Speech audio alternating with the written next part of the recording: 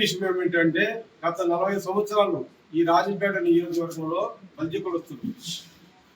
ప్రతి ఎంపీలు కానీ, మినిస్టర్లు కానీ, రత్న సభాపతి కానీ, బ్రహ్మయ్య కానీ ప్రతి ఒక్కరూ ఇదేనా ఈరోజు ఒక మా బల్జీ కులస్తులను అడుగుదొక్కాలని చెప్పేసి ఎవరెవరో కుట్రలు కొని ఎక్కడో ఊరు పేరు లేని ఇక్కడికి వచ్చి రాజంపేటకు వచ్చి 40 కోట్లు డబ్బు పెట్టుకొని ప్రతి 5 లక్షల్లో 5 పత్యాల జగన్నాయుడు పార్టీ కష్టపడి చేసి జిల్లా అధ్యక్షుడిగా వచ్చి ఆయన మీద లేనిపోనీ అని చెప్పి జగన్నాయుడు పైన టికెట్ లేకుండా ఆయన దూరం చేశాం.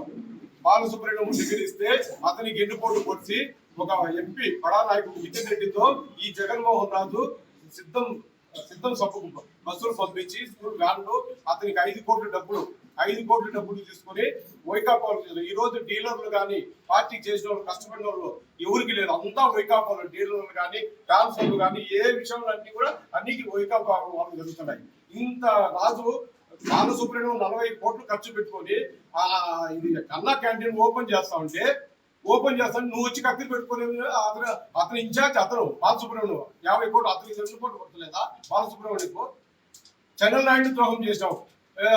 ఇప్పుడు పల్లెలు ఎవరు అతికు 4 పోతే పల్లెలు అంతా నా ఇంట పెడుతూ ఉంటారు. ఏ ఊరు నీది రాజంపేట ఇక్కడ పల్లె కులసందే స్థానం, తర్వాత రెడ్లు ఫస్ట్ పల్లెళ్ళు నీది ఎక్కడ నాన్ లోకల్, నువ్వు లోకల్ కాదు. ఇక్కడికి వచ్చి నీ చలాయిస్తున్నావు. నువ్వు ఒక్కరికన్నా మా పార్టీ చేసిన వాళ్ళు కష్టపడిన వాళ్ళకు ఎవరికన్నా పనులు చేసినావా? అంతా సుండుపల్లి కానీ, వీరపల్లి కానీ, రాజంపేట, నందలూరు, ఒంటిపేట, సిద్ధవరం అంతా వైకాపా.